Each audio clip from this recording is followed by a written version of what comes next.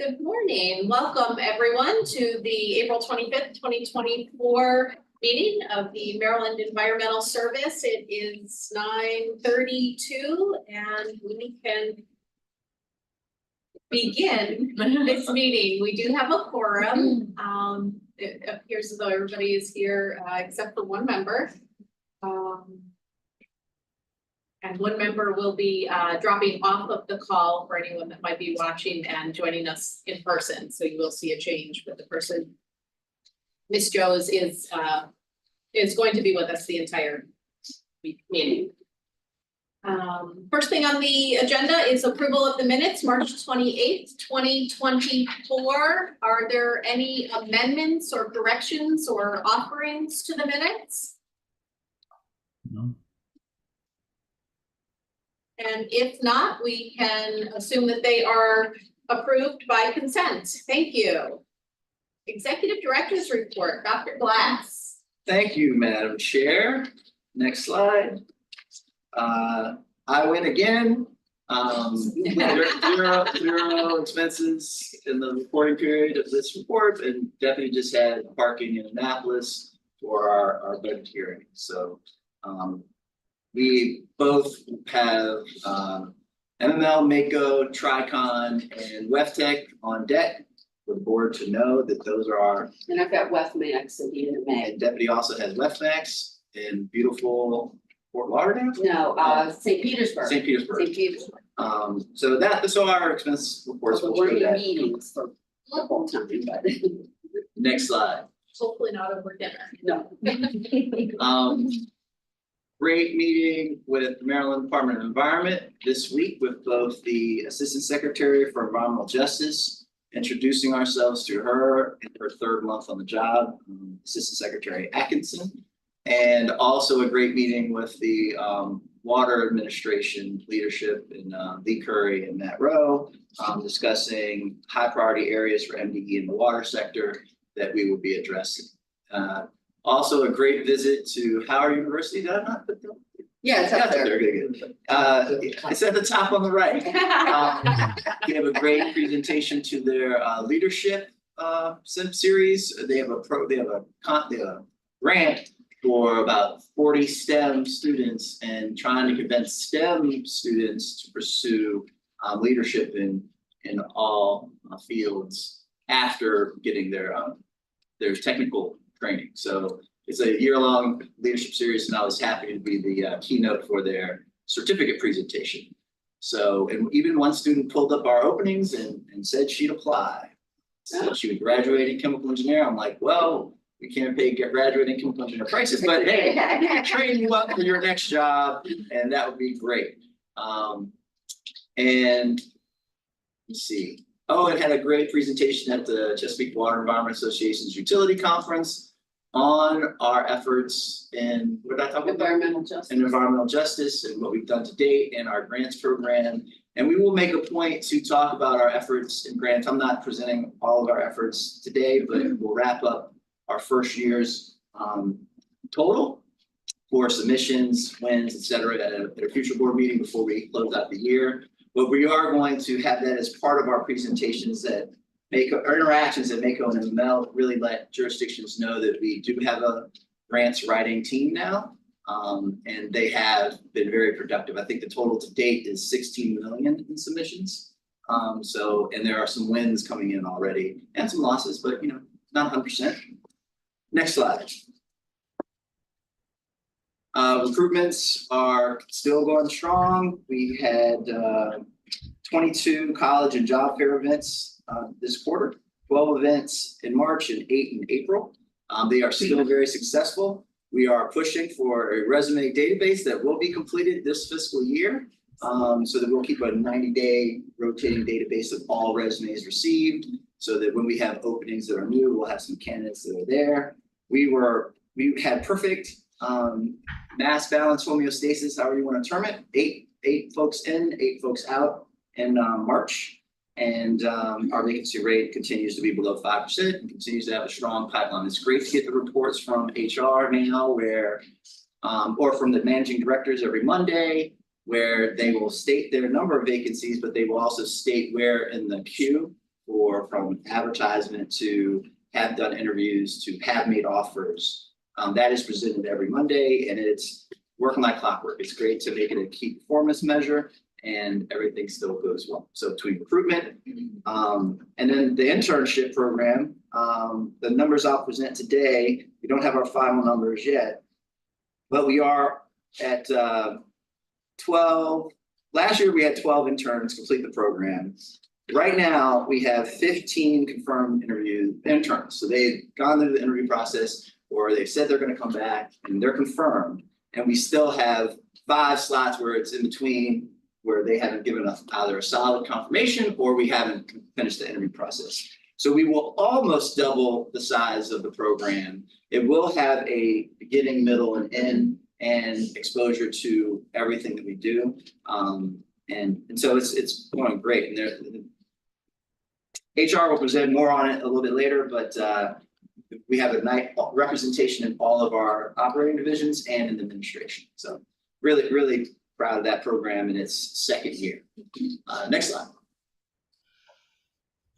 So really excited. I signed my waiver yesterday. Looking forward to May 10th at the regional. Looking forward to this afternoon for those that can join Masonville Cove for our birding event. I even found some binoculars in my teenage son's side dresser drawer. I don't know why they were there.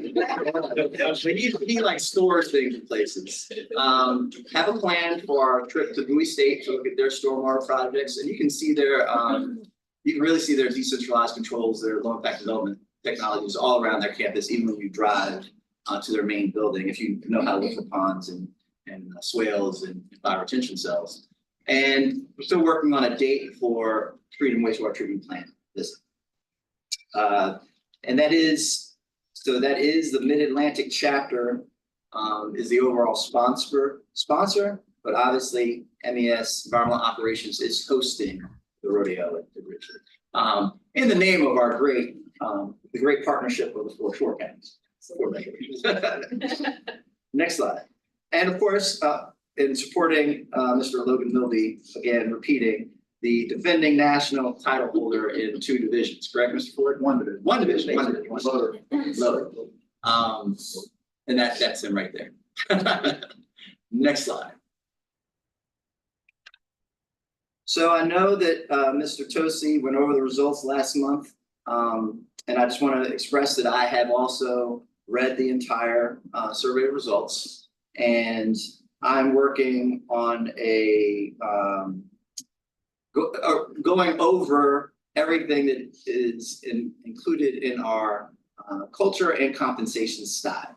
All right, so to really explain so we turn over approximately 125 positions every year. We are below benchmarks at around a 15 to 20% turnover rate. That of course, that's in a lot of our early career positions. Most of the faces you see in the upper levels of the organization have been here for a significant amount of time. But I believe we have worked on and have, for an independent state agency, I feel like I'm biased, obviously, a best in class compensation model. But we're going to go over all of that. I have been working on this presentation for a while. We will go over the compensation administration guidelines that were just approved by you, and we will go over the fact that we have our biannual, always get mixed up, semi-annual, biannual, our biannual class and comp study that will confirm or deny how we are in every job position in the state of Maryland. Of course, I will go over the fact that the state of Maryland has a weird distribution of economics, that we have a 95 corridor and we have east and west. So being a statewide, many of the statewide agencies that have positions all over the state have the challenge of a state, for state highway is the best example. They have the challenge of District 3, which is Montgomery and Prince George's County, and losing engineers and operators versus other places in the state. So it's tough with it, and no one's come up with a solution for how do you have a bipolar, for lack of a better term, economic compensation model between the 95 corridor and everyone else. So anyway, I'm going to do my best to go over it. Good morning. Good morning. So that's on deck. That day is May 9th. Having 45 negative responses out of 800 person staff is still pretty good. So we're trying to be better. Next slide. Really want to shout out Environmental Dredging Restoration Project Manager Stephanie Peters. She recently attended a Brownsfield conference held at Penn State University. Go Nittany Lions, I guess. Yeah. And in addition to the opportunity to network EPA staff, industry professionals, and neighboring state and government staff, there were numerous sessions regarding EPA and other grant funding opportunities. And there are lots of them in the pipeline. We did submit to the Brownfields grant opportunity in the fall. We have not heard back yet.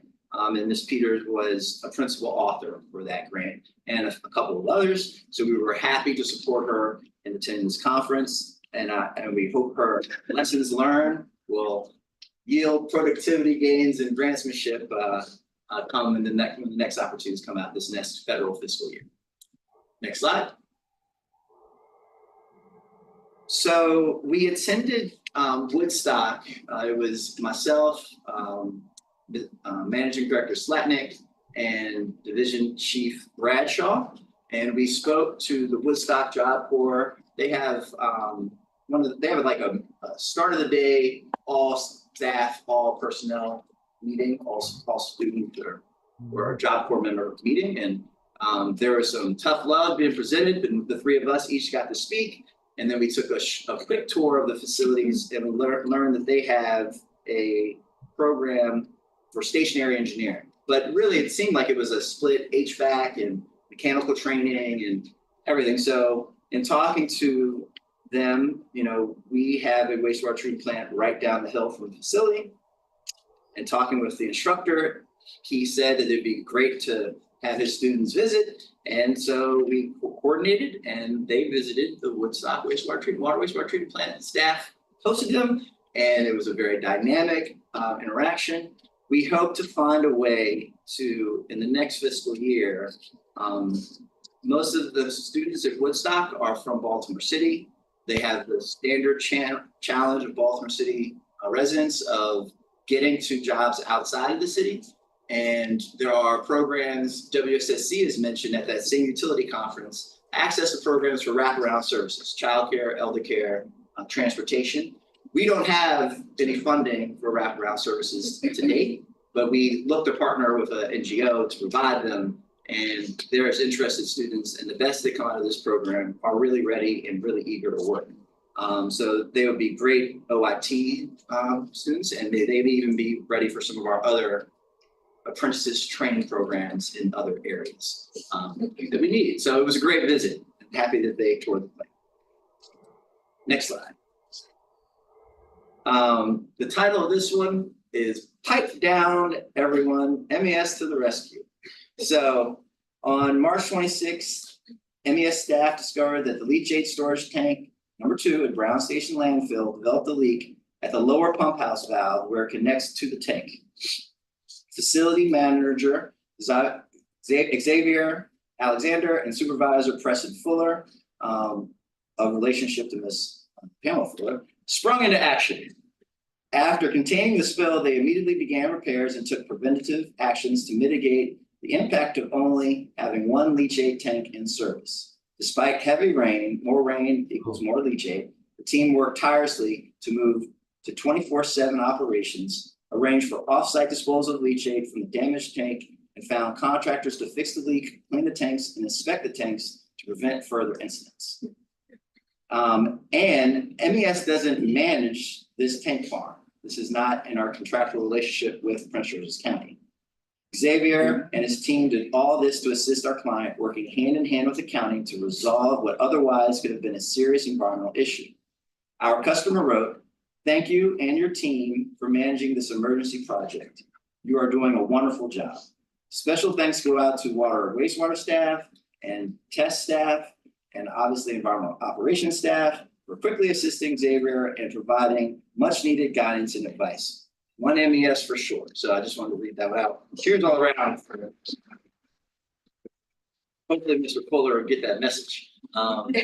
So, and next slide, and I'm going to pass this to Ms. Dollar. Yes, ADR and MES is very sad to lose a very, very long-standing employee with MES recently. And I'd like to read a message from Lincoln Tracy, who's our operations section chief. And his message kind of shows what kind of great character Scott was in the meeting that he had to Poplar Island. I first met Scott Mister in 2001 when assigned to set up MES site operations on Poplar Island. At the time, site conditions were harsh as the dikes of the phase 1 were under construction and only 8 feet above sea level. There were no structures or trees to block the wind and waves.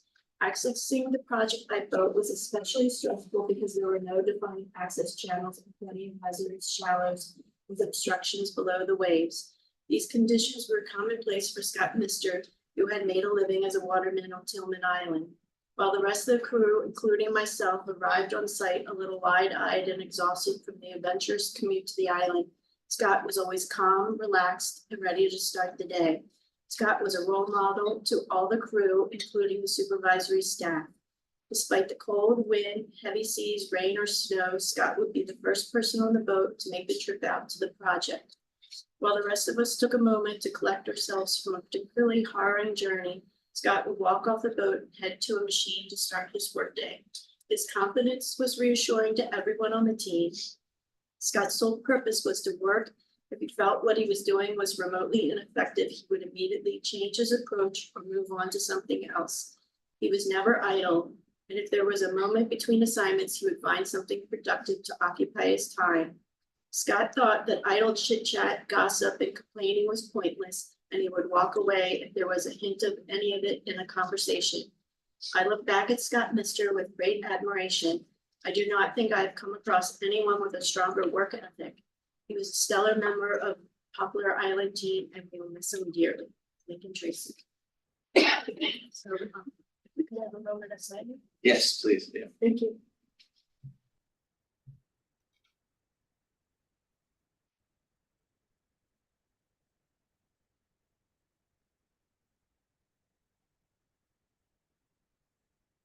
Thank you. I'm very sorry to hear that. Next slide.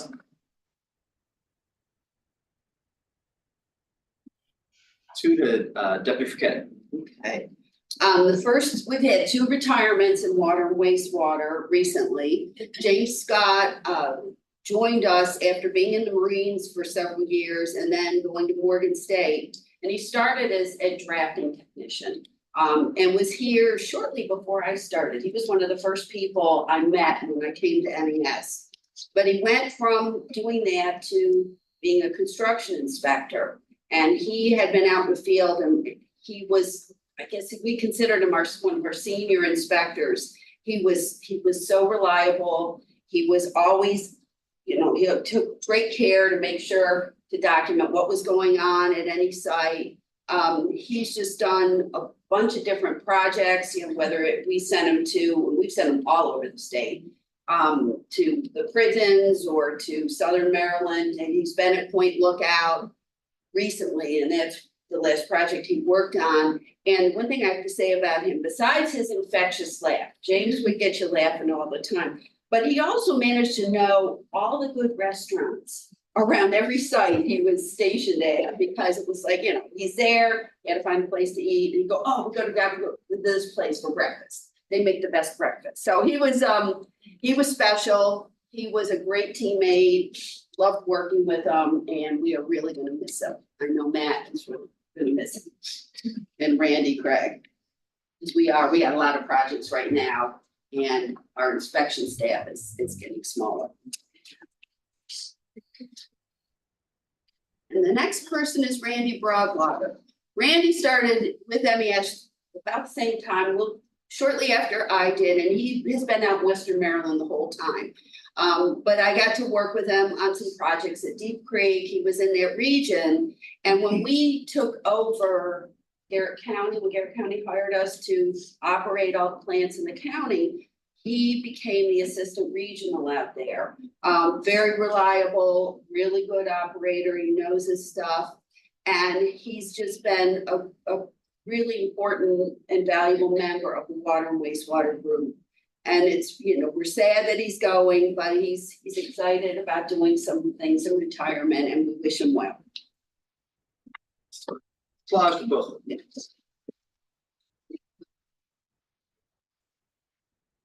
And two quick more slides. We had a great Earth Day celebration 2 days after Earth Day yesterday. We site gardening and landscaping. The Penn State crew said that they beat out the AG's office in picking up litter along our front road. But I dispute that. So we took care of Naholes, they took care of Naholes Road, installing a herb garden, which we hope, I'm rooting for our groundhog to take care of the herb garden, but we set up. And other projects around the building and across the state. We don't have the site pictures yet. But That's more. oh, you got some, oh, wow, 4 slides worth, so. okay, so we got Dorsey Run, Cambridge, and Freedom, yeah. You got 4 slides, Yeah. oh, wow, Anything that came in before 4 o'clock. last, oh, I think it- Things came in after, but well, there's the roadside view, Frostburg, ECI.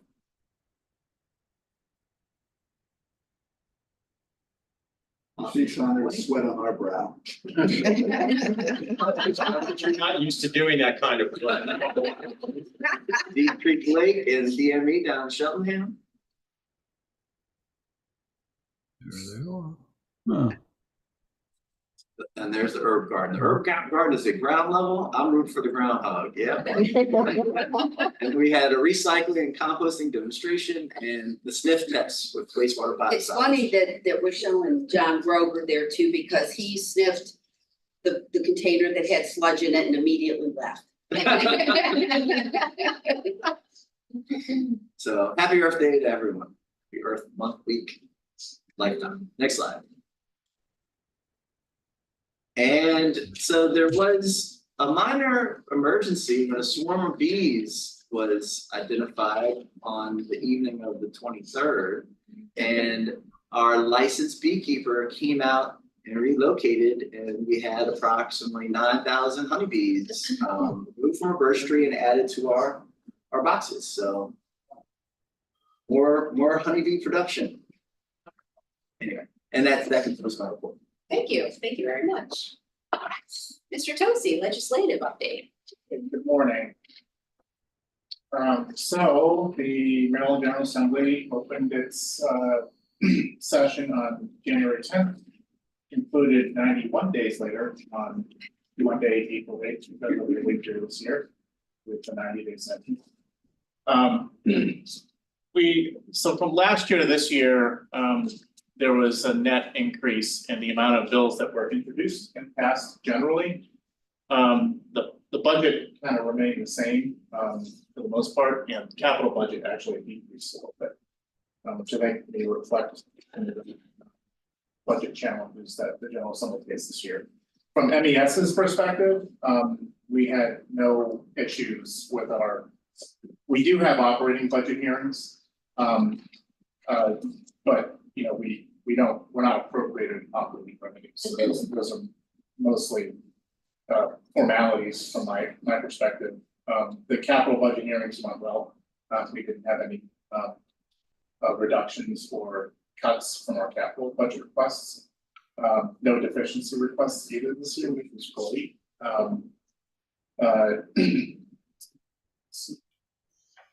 Yeah, you can go to the next slide.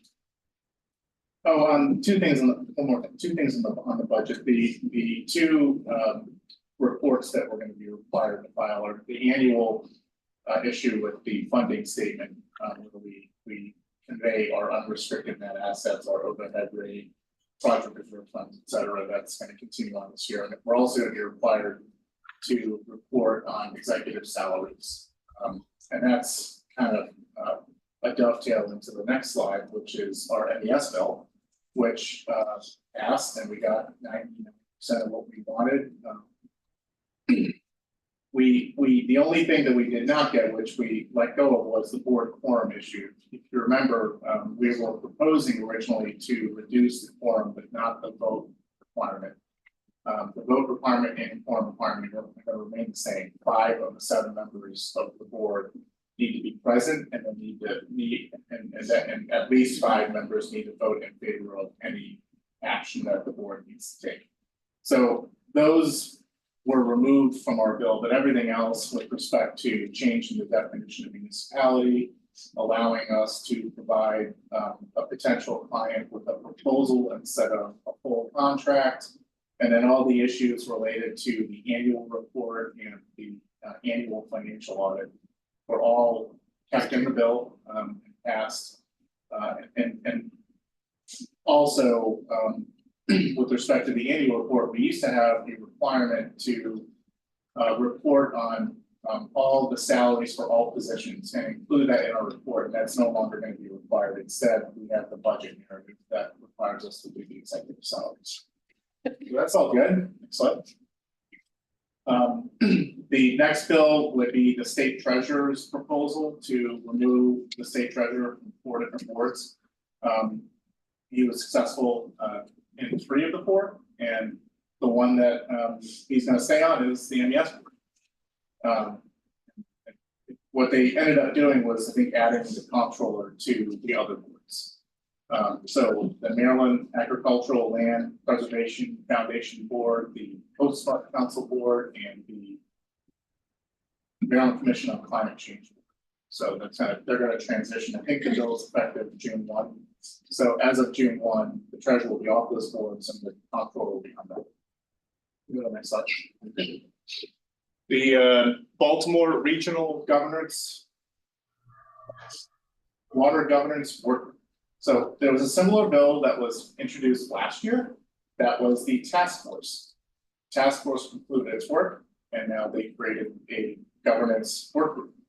Work group is responsible for 4 main tasks: to review the report that the task force submitted in January 2024, analyze issues relevant to implementing a regional governance model, so this is water and wastewater, creating a city county rate board, and then reviewing other types of models that we recommend to the task force.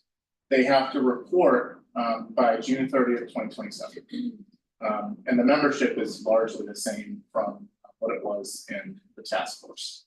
You got that, so. So the next one is an issue, actually, Mr. Coleman brought this to my attention.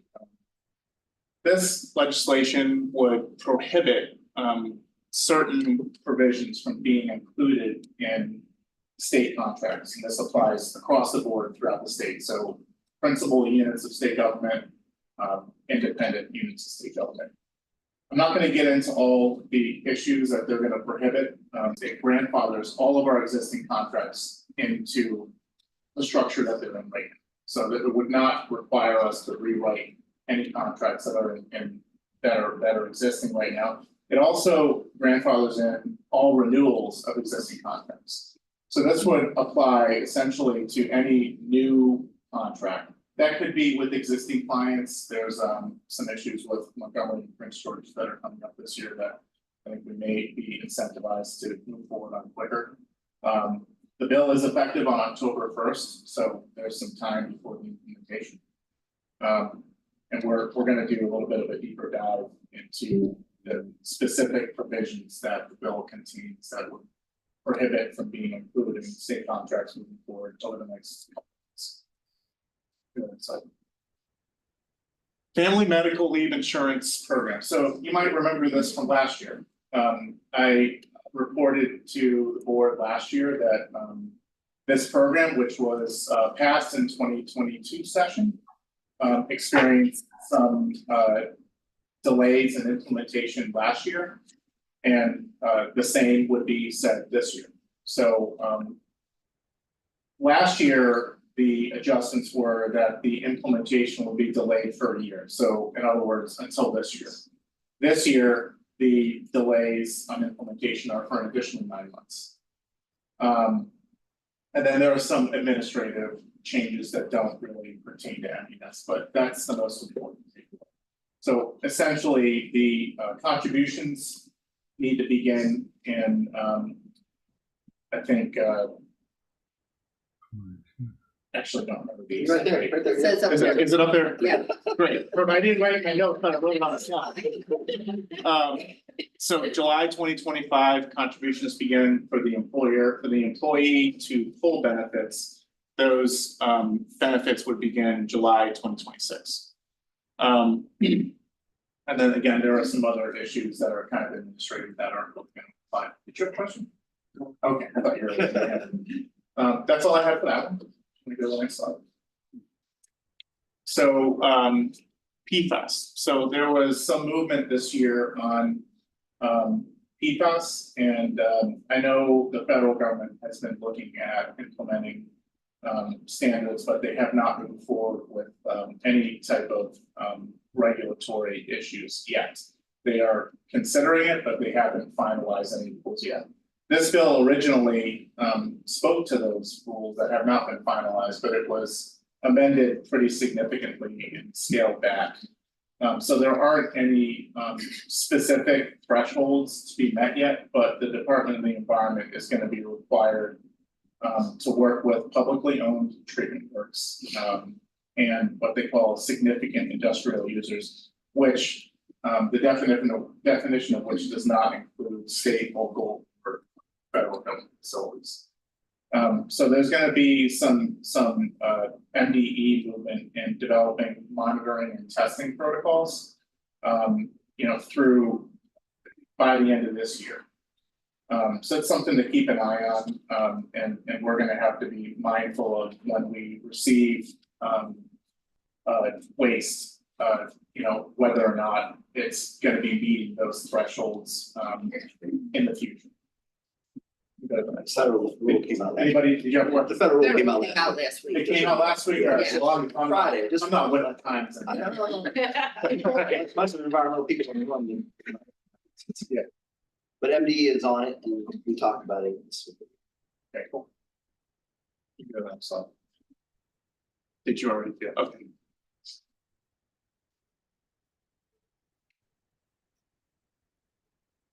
Oh, clean water justice. I put the whole title of the bill up here. So this bill title is actually Environmental and Natural Resource Protection Proceedings, and then they called it the Clean Water Justice Act. So this bill originally, this is one that we had a lot of input on. This bill would have originally, it was introduced as a result of a federal court case that had been sort of working its way through the system for a very long time, like 14 or 15 years, called the Sackett decision. So what it did was it kind of limited the application of the Clean Water Act. So some advocates, environmental advocates introduced a bill this year that would have expanded the standing rights for people who want to file a civil suit. I'm probably getting into some areas I'm a little uncomfortable in the legal section, but I'm gonna try to explain them as best I can. It would have expanded the standing rights for individuals, when it comes to filing a civil suit on violations of permits that are issued. So we worked with MDE on scaling those provisions back, because there are a lot of items in the bill that was defined very vaguely and could be interpreted very broadly. So we wanted to we want to, of course, protect the waters of the state. We want to do that, but we don't want to do, we didn't want to do so in a way that would severely jeopardize the way that we conduct our business now. So we were successful in kind of working with MDE and a few others on scaling some of those provisions back so that it sort of applies a little bit more narrowly and only pertains to the Supreme Court case that was passed. So I think that's all I had. I mean, there are a bunch more bills that we looked at and contributed in conversation to, but those are the highlights from the 2024 section. Thank you. Questions? Probably not. No. Aaron always likes going after me because I'm the most boring topic.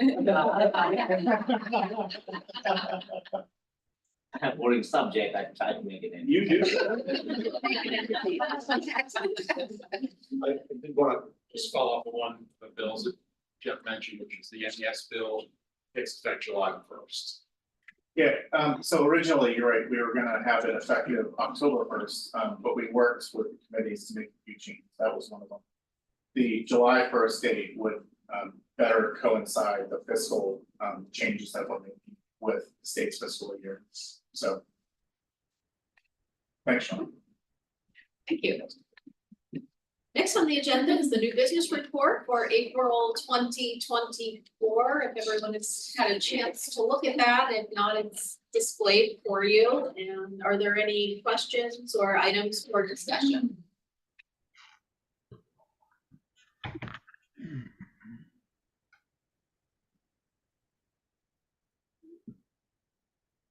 Okay, thank you. Next up is Mr. Patel, and we're gonna see just how interesting the financials are. The pressure's on. So, our financial performance is exceptional this year. You will see in the charts, you know, for the next 3 slides. Not only the financial performance will help this year, you know, but we are investing in technology. I'll go through some of those, which will benefit in the future years also. So we are not just content making, extra money this year. We're gonna spend it wisely, so it would benefit in the future. If you look at the charts, on the right-hand side there, nice on the left-hand side, the green bars are fiscal year 23 actual. Then we increase the budget, so fiscally, red is fiscal year 24 budget. And the blue is fiscal year 24 actual. As you see that, you know, it is increasing. So, you know, from 23, the budget was increased and the actual is even higher than that. As of now, we are, our difference in billable labor over fiscal year 23 is 10.45% higher. It was in 11 something, it reached up to 12, but now it is decreasing. Very likely, you know, we finished some of the projects faster. So, you know, now at the end of the fiscal year, we may be slowing down, but you know, it's still 10.45% year over year is a very good increase. We are 105% over budgeted. So, you know, even though the budget was increased, it is still higher. The yearly budget is 39.9 million. And we expect 41.9 million billable labor for this year based on the current projections. Next slide. So this slide shows labor sales, fiscal year 24 versus fiscal year 23. Our labor sales have increased by almost 2.9 million. Which is 10.45% increase, as I mentioned previously. The good part about it, billable hours has increased also, not only because of the salary increase, the billable hours have increased by 66,431 hours, which is 7.30% increase. The overhead recovery is higher, 7.36%. Once you have a good billable labor increase, you know, it reflects on almost all the recoveries. The 2 major factors is overhead recovery and overhead expense, the fringe recovery and fringe expense. I will explain that on the last slide there. So when we compare the 8 months ended March 24, fiscal year 24 versus fiscal year 23, our difference is the increase of $1,975,000 increase in net assets. We look at the last line, the revenues. As of March 2023, it was 137.9 million. Now we are at 146 million already. So the revenues are increased almost 8.6 million. majority of the revenues, like I would say, I don't know the exact percentage, but you know, like 75-76% is passed to the third party, the contract. So this increase in revenue is also benefiting the private contractors. Because we do get a benefit because of the recovery increase, but the strong contractors share the same, our increased revenues is shared with the other contractors too. And then the last slide here, it is the budget versus actual. We do the best, but I cannot forecast exactly where we're gonna end up with June 30th, okay? So I'm just telling you, this is our best forecast as of now, which is fairly accurate, but you know, it's just I had to put that in your caveat. So our budgeted full year is 39,849,000, based on our actual of 30,633,000. Our full year estimate is 41,881,000, which is 2 million over the budget. I report the numbers, so it is all to this managing director beat that 2.2 million. The overhead recovery is we have a budgeted 18,528,000, and we are expecting 18,749,000. The overhead expense, the budget was 16,871,000. Our estimate is 14,869,000 because of a lot of overhead vacancies, you know, including we have 3 in finance. So if you look at the difference between the overhead variance budgeted versus the estimate, the 2 million, most of it is coming from a reduction in overhead expense. I hear that there are great educational seminars and conferences in Las Vegas and Orlando. I want to make sure we don't get into that situation next year. We will use it up. The fringe recovery and fringe expense, usually we don't give too much consideration to the fringe. It looks like, you know, right now, our estimate, you know, is lower, but it may be caught up because it depends on how many employees take the leave, you know, versus billable. So more leave they take, you know, is less billable. And, you know, if they don't take the leave, then we've done it both ways, you know, the fringe expenses reduced and the billable hours. There were, one of the other important things is the other, where our budget was 485,000. That was conservative because we don't know what the Fed is gonna do, but they are holding up the interest rate, and we are earning a very good interest rate on our spare cash and investment. So that's why, you know, we are gonna be much better actually than the budgeted. Even the equipment fund, you know, I think we are doing better than what we had budgeted. We purchased many trucks, 2 vehicles. We have some on our order, but we have met our needs, so we're not gonna do too much capital expenditures in the near future for the fleet.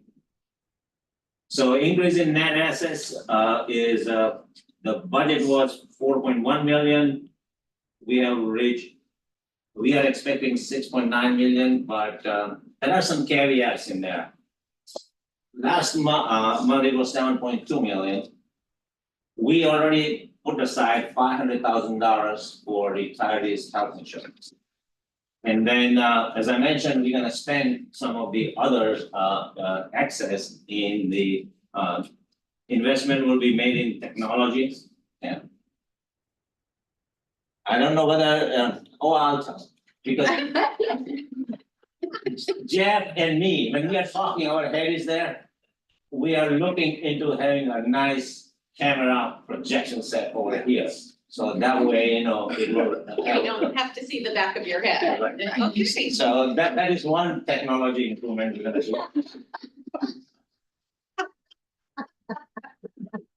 we are enhancing Workday software. We are working for almost a month, okay, and we are concentrating in certain improvements like a customer portal where the customer can see their accounting live, they can pay on the customer portal.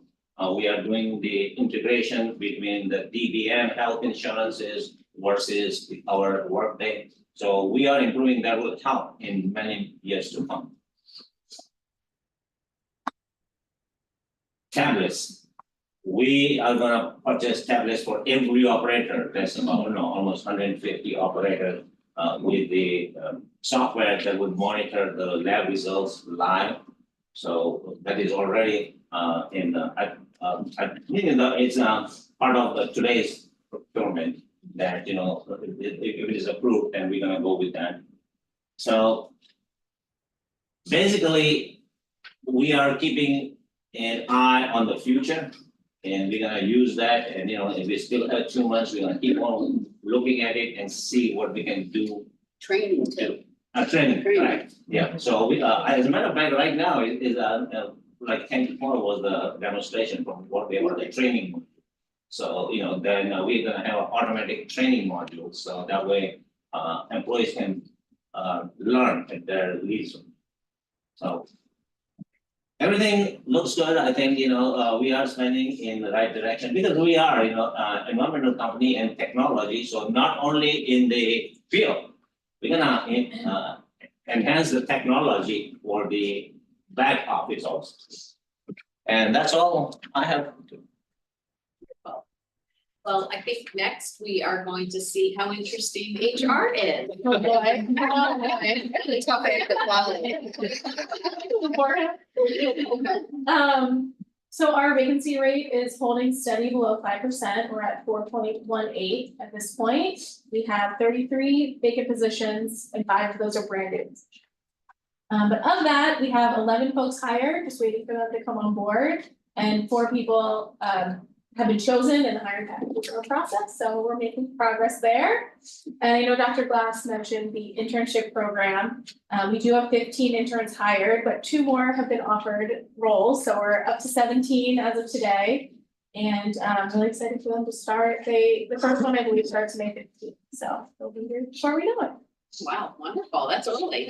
Yeah, we're very excited. They're eager to get started and we're eager to have them on board. So, Excellent. yes. Thank you. Oh, I'm good. Good. Sandra, Fine. how's procurement doing today? Everything is doing fine, and I know on the agenda, you guys see item 11. So just to let you not know before, it didn't make it, so we're not gonna hear some slide for item 11, so just in case someone asks. So I'm ready. So procurement 1, this is for the information technology group. And the project is for the Verizon Wireless Cellular Data Service and Equipment yearly funding. And it was awarded to Verizon Wireless. This is a GCA multiple awards for a contract. So piggybacking off of the state contract, and also it is estimated $394,500. And there's no NBA goal because it's not applicable to this. Okay, wonderful. And if we could hold the questions and discussion until there is a motion on the floor, I would be appreciative. We've been having kind of 2 discussions have been happening on some items. So if we could hold that until we have a motion on the floor, that would be fantastic. And I also want to mention there are a few items here that I'm going to have to discuss recusal. So if anybody needs to recuse themselves. So please just let us know. So procurement item number 1 is open for a motion.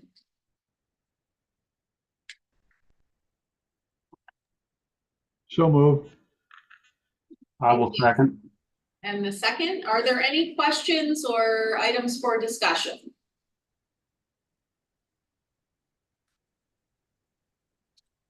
Okay, I will call the vote. All those in favor signify by raising your right hand and saying aye.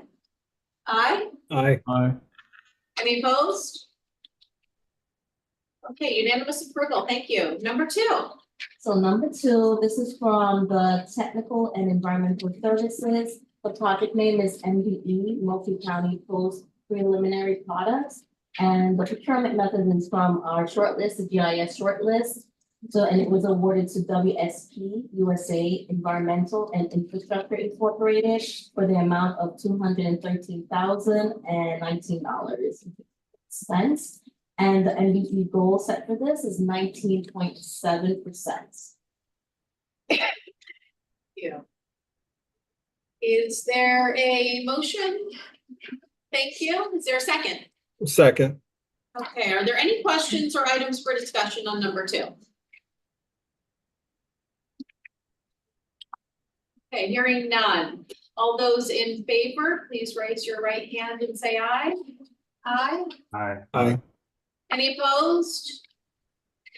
Okay, unanimous approval. Ms. Condra, number 3. All right, this group again is for the technical environmental service. And the project name is Emergency Response Coordination and Remediation Services for BWI, Marshall Airport and Martin State Airport. And this is a competitive seal bid and it's estimated at 1.3 million. And the MDE goal set is 30%. Is there a motion? So moved. Thank you. A second? Second. Wonderful. Are there any questions or items for discussion? I have a quick question. Yes, Mr. Box. Thank you. So I noticed this is an estimate. Do we know, when the final budget is going to be known? And how much could it vary from the estimate?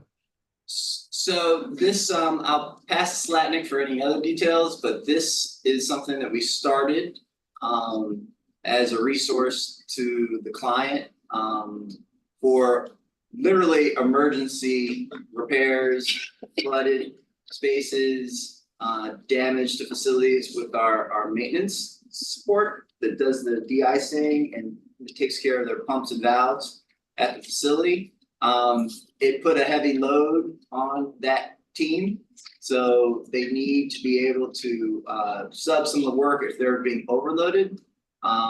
So this is, I don't know if we would call this an upset limit, but this is something to establish on-call support for them. So that they aren't overloaded if they're in the heavy, for instance, they're in a heavy season when it snows. And then they don't have the capability to respond and we were overloading our staff. So that's why there's really no full estimate. It's all about how many flooded things happen on the airport writ large. The contract cannot be before. So the contract cannot be for more than this. Okay, so the dollars flow when it's the services are actually needed. It's not really a retainer type contract. Correct. Okay, thank you, Dr. Glass. Any other questions? Okay, hearing none, all those in favor, please raise your right hand and say aye. Aye. Aye. Any opposed? Okay, thank you. Number 4, I will be recusing myself from this one. So number 4 is from the environmental operations and the project name is Midshore 2 Regional Solid Waste Landfill. And it's awarded to Carter Machinery Company. It is a one-time purchase for the amount of $297,462. And there is no MBE gold allocated for this, set for this, 0%.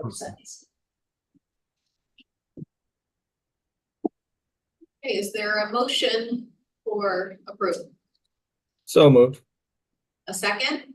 Second.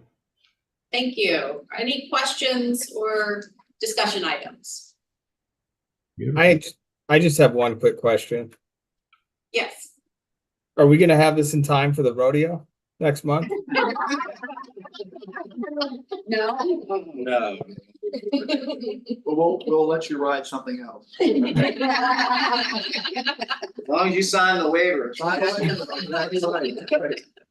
Thank you. Okay, all those in favor, please raise your right hand and say aye. Aye. Aye. Any opposed? And I did recuse myself. Thank you. That is an approval. Number 5. So number 5 is from the Environmental Operations Team again, and the project name is Eastern Correctional Institution Cogeneration Facility. And it's a sole source because of an OEM purchase. And it's awarded to Siemens Energy Incorporated in the amount of $406,922.99 with 0% NBT goal set. And it is a one-time purchase. Thank you. Is there a motion? So moved. Second. Okay, I think we have the sufficient motions and seconds. All those in favor, please raise your right hand and say aye. Aye. Any opposed? I'm gonna recuse myself from this vote. Okay, and I neglected to take questions, so if anybody wanted to jump in there, please feel free to do so now. Okay, and I believe we have the required number of approvals. Yes. Yeah. Okay. 4, that's 5. Excellent. Thank you. Number 6. Number 6 is again the Environmental Operations Group, and the project is Garrett County Landfill Gas Collection and Control System. It's a design and permitting engineering services. This is from our 8E shortlist, and it's awarded to Geosyntech Consultants for the amount of $211,100, and the MBE goal set is 5%. Okay, is there a motion for approval? So Thank you. A second? Second. All right, any questions or items of discussion? I need to recuse myself from this one. Okay, thank you. And that was Mr. Witt there. Okay, any other questions or discussion? Okay, all those in favor, please raise your right hand and say aye. Aye. Aye. Aye. Any opposed? Okay, that has been approved. Number 7. Again, it's the Environmental Operations Group, and the project is the per and polyfluorinated substance, PFAS testing for landfills, and it is awarded to Enthalpy Analytical for $2.6 million. Okay, thank you. There are several, oh, I'm sorry, go ahead. And the MBE goal set is 0. Okay, thank you. There are several landfills listed here, so is there anybody in need of recusing themselves? No.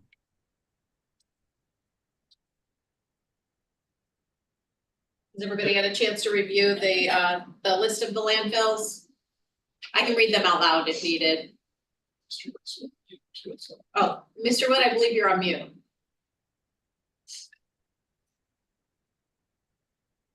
I'm fine with this one. Okay. I would like to recuse myself. So I'm gonna be recusing myself because Midshore is listed here in a couple of places, 3 of them. So because Kent County is in agreement with MES with 3 other counties on those landfills. So is there a motion on the floor? I'll move. Okay, we got a motion. I believe we had a second. Are there any questions or discussion items?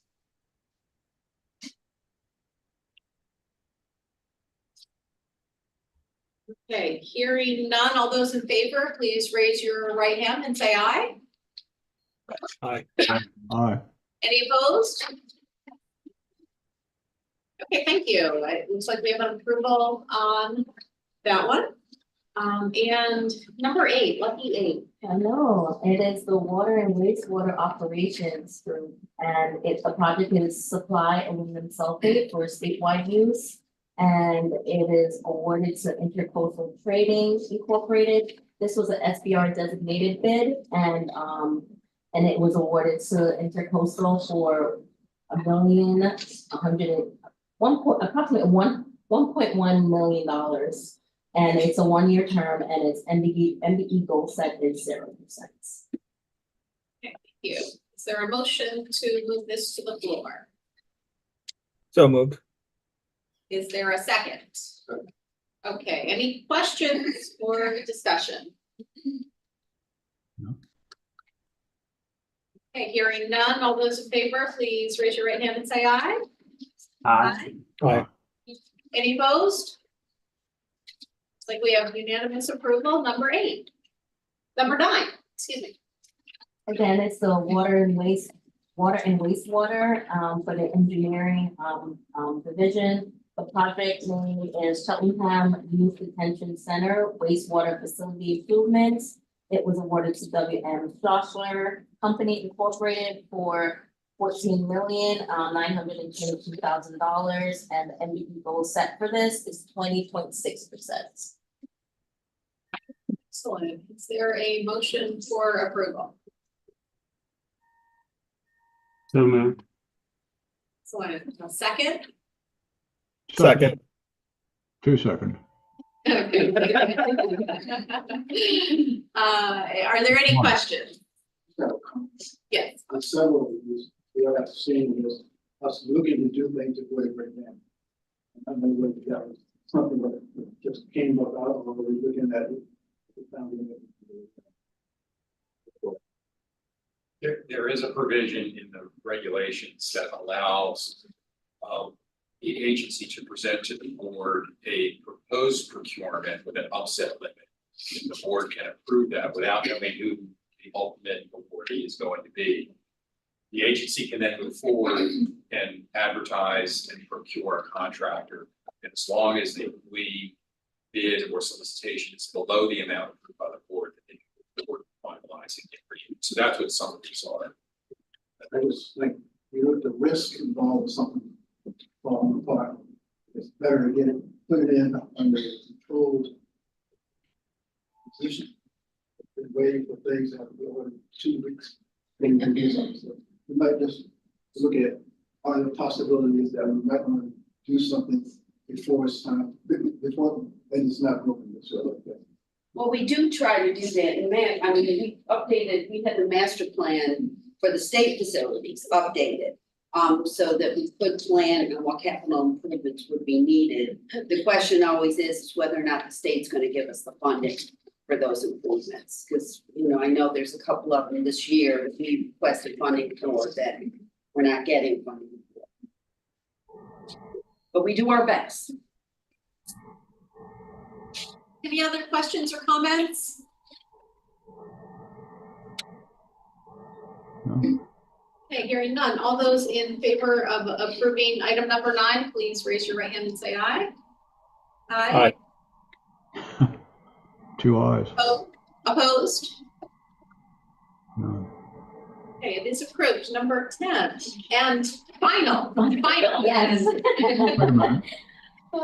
This is from the water and wastewater engineering division again, and this is the project is Point Lookout State Park Water and Sewer System Improvement. This is a change order, and the contractor is Stormwater Management Solutions LLC. The amount of this change order number 3 is approximately $1.3 million, which would increase the total contract amount to $13.8 million. The MBE goal was set at 26%. To date, they have achieved 20.5%. Again, just to talk about these funds they're contingent on DNR authorizing the funding for this change order. Is there a motion for approval? So moved. Okay, we have a motion and a second. Are there any questions?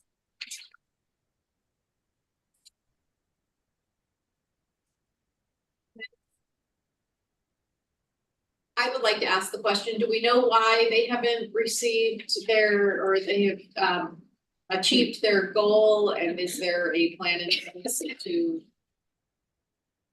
help rectify? Yeah, yes, and it's ongoing. So as of before, this meeting, And it's, I guess this is more work ongoing, but they are gonna meet that. And usually if they don't, our MBE program manager would definitely have a meeting. But at this point, we don't see a risk of them not meeting it. Okay, wonderful. Thank you for that. Any other questions or comments? Okay, all those in favor, please raise your right hand and say aye. Aye. Aye. Opposed? Okay, we have unanimous approval.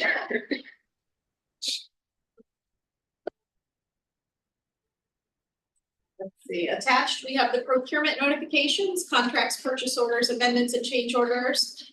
For your notification, be anything that is in the range of 25,000 to 200,000. If you've had a chance to look through it, if you have any questions, feel free to ask.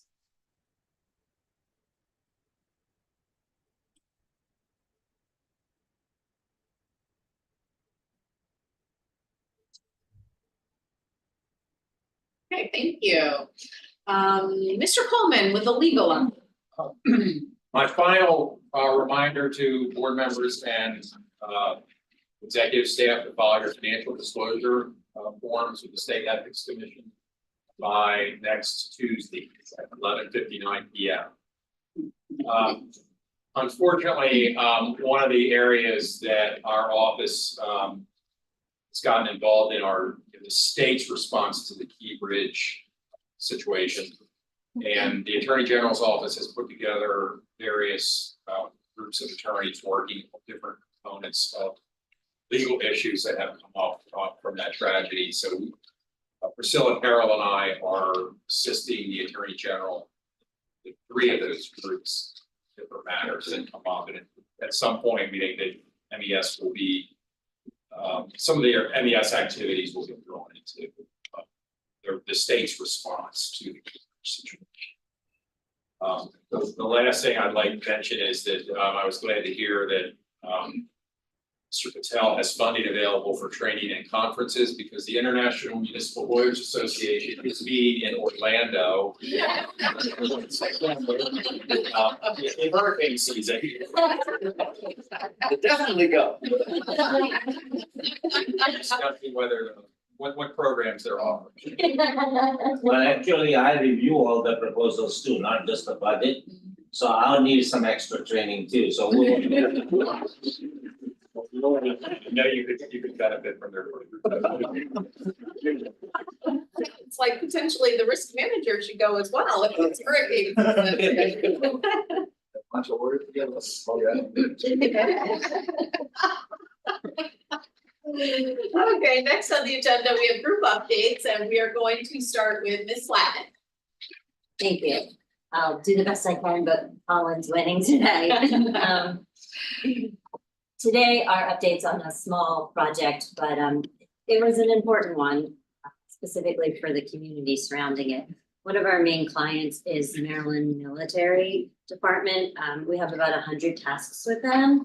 We've had a contract with them since 2015 to provide environmental services, and this is a project that came up just at the end of last year at their Readiness Center, which is a facility that where they have storage, military property storage, they do training, that sort of thing. The Maryland military had contacted us about some issues they were having at the center with stormwater drainage. They asked for assistance remediating these issues that they were having. Excuse me. That's the next one. The area where the stormwater drained off the parking lot was overgrown around the stormwater structure. And the drainage that was coming off the parking lot was going down the slope of the hill and deteriorating the parking lot. And then also causing flooding in the neighboring community. There's a community adjacent, and because of the stormwater system not working appropriately, it was actually deteriorating the parking lot as well as flooding the community overall. The goal was to take a look at this, repair it, and hopefully fix the problems that the community was having. Next one, thank you. So what our team did was went out there and began removing the woody vegetation around the stormwater structure and down the slope, which had a drainage channel. Once it was all cleaned out and further investigation was done, and they realized that there was an additional pipe there that wasn't on the stormwater map, so leading to additional problems. There was extra drainage that wasn't accounted for. There was some CCTV mapping that happened to see where that pipe was coming from and what that pipe was doing. And once that was all figured out and taken apart to see what needed to be done, they abandoned the existing structure and went back in, created a stone drainage channel with check dams, which would control the flow going down the slope. And then a berm was built back up at the edge of the parking lot. Then the parking lot was repaired, and then all the sediment and debris was removed from the fence line so that there was no longer flooding into the neighborhood. Sorry. Oh, sorry. And this is what it looks like after all the repairs were done. There was no more flooding. We actually got a very nice email from a member of the community thanking us for our responsiveness and attention to the problem. And the community appreciated the fact that we took care of a problem on a different property that actually helped them out. So it was nice to directly from the community. We hope it rains. It was hot yesterday, today.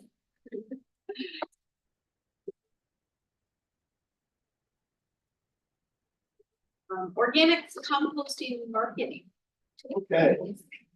So, for most of you,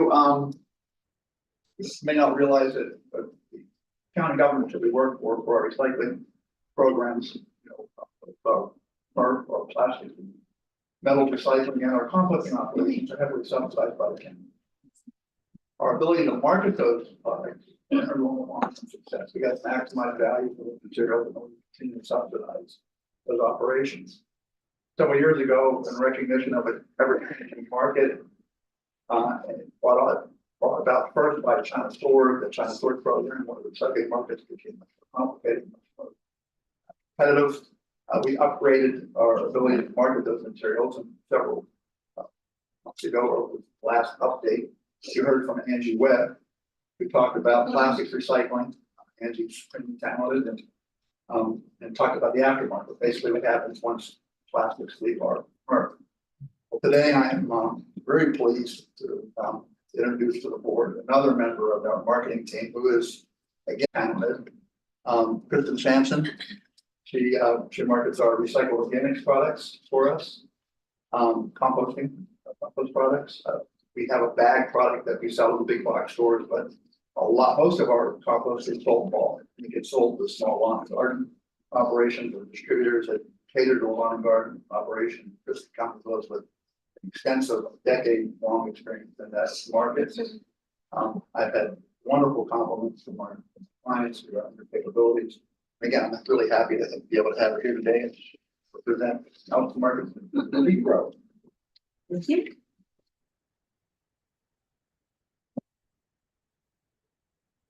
Good morning. Thank you for having me. I'll start by saying I am first and foremost a gardener. So I am passionate about composted material, and particularly the Leaf Grow and Leaf Grow Gold that we produce. Next slide. So I'll first start by introducing you to those products. Is anyone in the room familiar with Leaf Grow and Leaf Grow Gold? Hopefully a few people that we work here. Board members as well. Leaf Grow, that is a composted product from yard trim leaves and grass. It is recycled through windrow composting, which basically just speeds up the natural process. So the same thing that happens on a forest floor to keep the leaves from building up year after year, we control the environment and speed up that process. So in about 9 months, that yard trim leaves and grass becomes the beautiful humusy rich dark brown material that you see on the right hand side. A second product is produced. We'll advance it. is leaf for gold. This one's exciting because not only is it the yard trim leaves and grass, but it's also the food scraps. This is done only at the Prince George's County facility. They also do, what was that? For now. For now. They do they still do some of the windrow composting, there's a limited amount of the leaf grow, but increasingly, especially as they get more food scraps, they're producing the leaf for gold.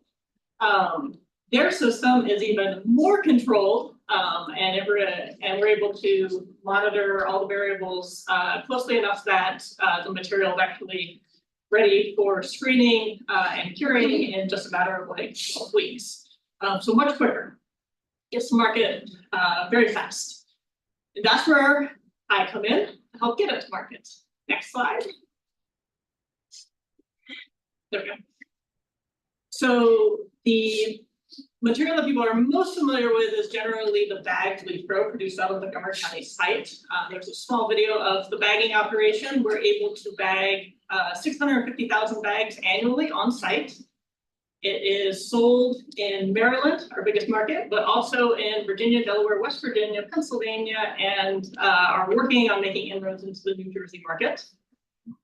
When we have a high volume of bulk material, we're actually able to increase the number of bags produced through a co-packaging agreements. And so we have an additional 150,000 bags coming onto the market this year. We're very excited about that because our biggest problem with the bag leaf grow, of course, is that the demand far exceeds the supply. So this is great that we're able to put more material out on the markets for gardeners across the region. The Prince George's material and the remaining bulk produced in Montgomery County, that is sold actually primarily to landscapers, landscape supply centers, garden centers, soil manufacturers, farms. Increasingly, it's been used in site development work. It can be used in some of the MTA projects as they're really looking at the environmental benefits of using composted material when you're developing land or looking at other environmental issues. So we have a fantastic and growing market. Next one. So to continue to position leaf grow and leaf grow gold in the marketplace as an in-demand product, we focus on customer relations, not only with our wholesalers, but also with the garden centers, with the landscaping companies, the soil manufacturers that are using the material. We're always looking at controlling that supply and demand, so a lot of attention paid to bookings and inventory control. We want to make sure that if you say that you're selling leaf grow or leaf grow gold, that you're actually selling that. So we do visit our retailers unexpectedly just to make sure that they are promoting our product and not using our name and our brand and that value to sell something else. Again, managing the registrations, market studies, always looking at ways to expand our sales opportunities. Next slide. And part of the reason that leaf grow is easy to sell and so well regarded in the region is that it's a fantastic soil amendment. I would encourage you, these are some of my favorite things to do. I've done all of these things in my own yard. But adding it in each year to establish beds, you're adding an incredibly rich organic matter. It's overflowing with beneficial microbes, and that just enhances the root zone for your plants, helps them take up more nutrients.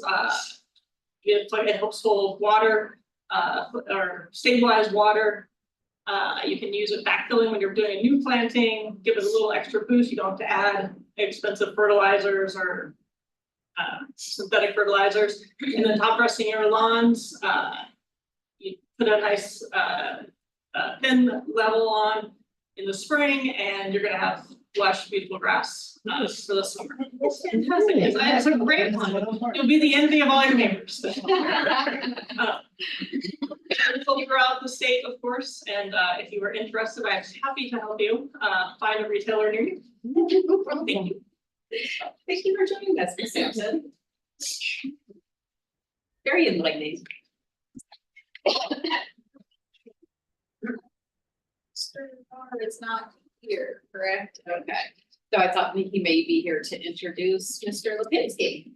I'll just introduce myself. Okay, thank you. How's it going? So the update we're gonna talk about today is a forging partnership item that we kind of worked through.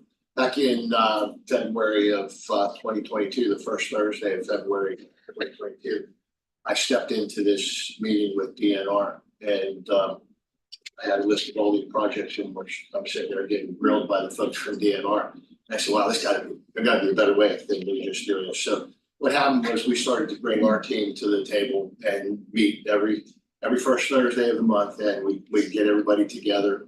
And DNR expanded their people that come to the meeting. And we started to build the relationships. We also have our DVM budget analyst that's at these meetings. So we talk about everything, the progress of the meeting, the how we're moving forward through it, the reviews of the meeting, getting them to participate and work with us at the job conferences that we have actually at the sites. Next slide. So with this relationship that we had, one of the things we were able to glean from it was we got the DNR to actually come up with a process where they review all the items up front, make sure all their stakeholders are in agreement with what's going on, and we're able to proceed forward and do a lot of the things a lot more quickly and efficiently. We ended up this was the thing that caused this was we ended up with one project where we are in the third design of it because not everybody was involved. So this was a great opportunity to do that. And as a result of this, we picked up some additional work with PFAS treatment up in Fair Hill. We're also looking at some opportunities with tests and EDR from a standpoint of gathering more information or gathering more jobs and stuff like that. So, at this point in time, it's kind of nice because we have DVM at the table because they can, tell us, what we can do to make some on the fly changes and stuff like that. So it's working out. We're trying to look at it, expand it with our folks from Veterans Administration, Corrections, and other opportunities. But right now, the only place we do that, we meet with the DVM folks and discuss all the non-DNR projects. So just a little bit of an idea of what's coming in the future to the next slide, please. So we're looking at James Island. We're going to work on an electrical and water distribution system there. The Sandy Point Water Tower and water treatment plant is going to be redone. And I'll tell a little story about this water tower after I go through the rest of them. And New Germany wastewater treatment plant and water treatment plant, we're in the final phases of design on that, getting ready to get into the park and start working on that. Swallow Falls wastewater treatment plant, we're waiting for DNR to go through their process of the siting and making sure that everybody buys in to that location so that we can get the design moving forward in that. And Point Lookout wastewater treatment plant right now, we're working with the MDE to get the final stuff on that. Pam, I need you to go back to the slide one time. So there's this pen thing contingent here. So one of the things is it's a contingent. It's more than one. It's like Alice's restaurant, right? If it's one person, it just keeps growing. It's an interesting thing. This tower, if you guys ever come back over across the Bay Bridge, look to the right, you see this blue thing that sticks out. If you look to the left, there's at one of the industrial sites, there's a kind of a gray tower and you don't notice it. So what happened was at Penn State, when I worked there, we had a gentleman, he was the architect, and he sat every morning with his color palette and he would hold it to the sky. And he went through this process for a year and he decided that gray was the color of the sky for most of the time. So what ended up happening was I called back to Penn State and I said, hey, what was the color? And the color that we painted it was Philly gray. So I passed that on to the people with DNR and the DNR people, they finally agreed to go with gray. but they took the next shade next to Philly Graham and used that one because they didn't want to use the one that I suggested. Pennsylvania colors. But again, if you take a look around at water towers, that's the big thing. There's these blue things that stand out everywhere. And this gray, and they just disappear into the background. So We actually painted the one at Rocky Gap years ago, green, dark green, because it was a ground Yeah. level tower and it was near the forest. And when they said, we want to paint it green, I'm like, green, oh my God, it's gonna stick out like a sore thumb, you don't see it. Wow. You don't see it for 6 months of the year. The other that's where we are. We are. Oh, no. And as a public service announcement, if I speak fluent, what's the Pennsylvania? The term enact is the same as et cetera. Et cetera, et cetera. Well, thank you. And I think we're all gonna have a little bit of homework as we cross the Bay Bridge next time. Absolutely, check it out. You know. This eyesore is going very quickly. Although the skies around here are a lot bluer than they are in Pennsylvania or upstate New York. That is true.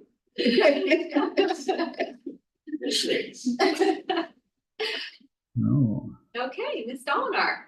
Hi, so since we're having the birding tour at Masonville Cove, I thought I'd give a little background and an update what's going on at the Cove and also at the Masonville Dredge Material Containment Facility. And you can see the top right of the aerial view, that's the Dredge Material Containment Facility.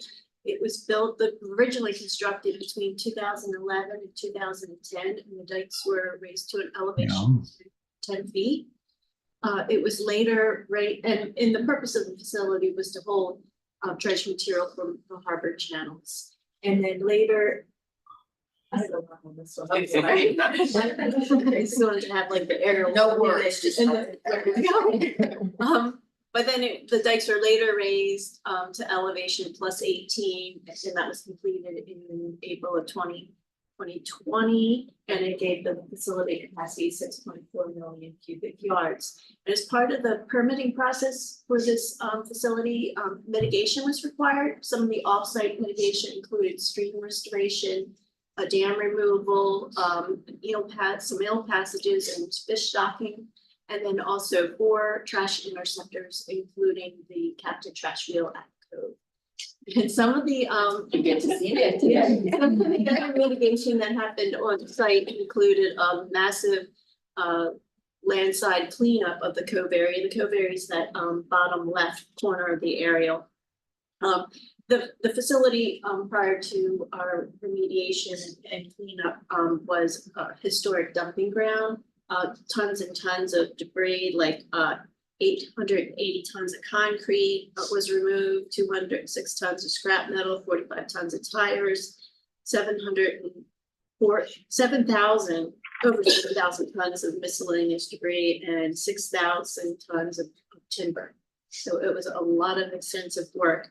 And the other mitigation for the site was to stabilize and clean up the cove by placing a sand layer and also 1,500 reef balls to improve the habitat. And also during the process, a consent order was issued because of localized contaminants at the site. It wouldn't allow community access to property, so a 2-foot cap of clean soil was placed along the whole cove area and then reestablished vegetation. Next up. One of the more recent projects for the construction of the DMCF was a base dike widening. So that took the 18-foot dike and widened the footprint, provide a good foundation for the +30 dike construction. And MES self-performed that work, although 300,000 cubic yards of material came in for it. MES placed it, compacted it for the dike, and also placed 125,000 square yards of geotextile for stability of the dike. And the project was 11.5 million. Next slide. And currently, right now, we have the dike raising to +30. This is being subcontracted out to a construction contractor. the budget for the project is 33 million, no.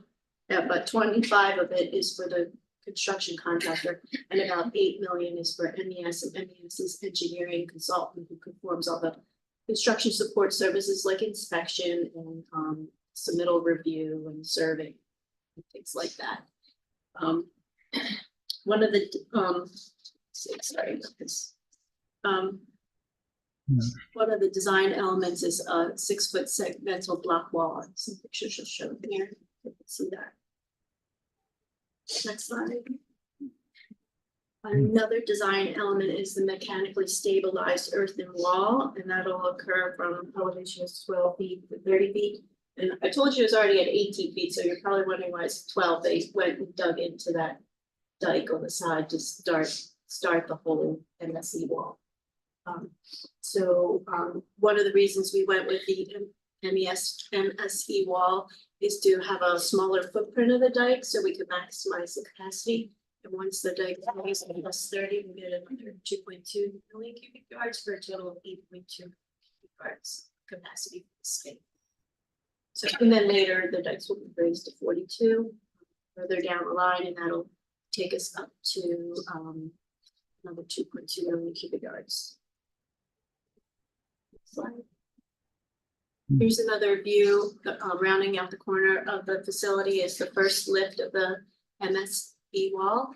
And the MSE wall is actually, on the sides, it's a 6-foot wire kind of container that will be filled with topsoil and seed so that the base of the slope will be vegetated.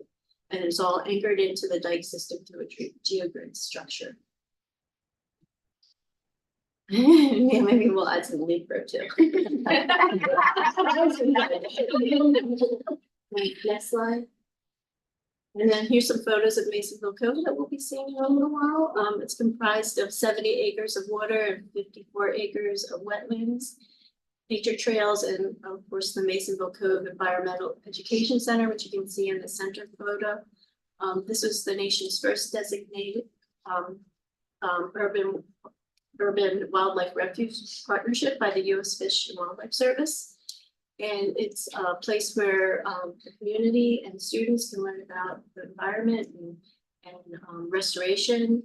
And they also can see a captive trash wheel and enjoy some trails. And there's also a pier there that you'll see in the that can be used.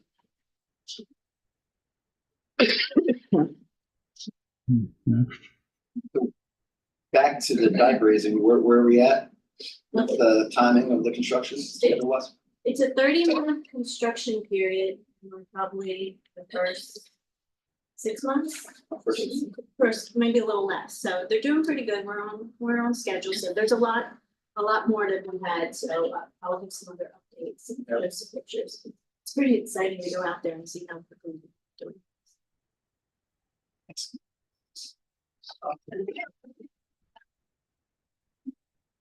Next. Everyone. 4 wonderful presentations. Thank you very much. Is there any new or old business? No. Okay, thank you. I would like everybody to note the upcoming meetings. All of these meetings start at 9:30, but we have the May 23rd Audit Committee on May 23rd, May 30th board meeting. I can read it really well on this. We're not in August yet, they think today.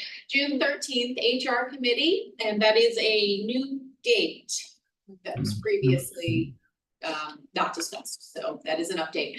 June 27th board meeting, July 25th board meeting, and in August, September, October, November, and December, you can see the various board meetings with one audit committee meeting. And with that, I think we can take a motion for adjournment.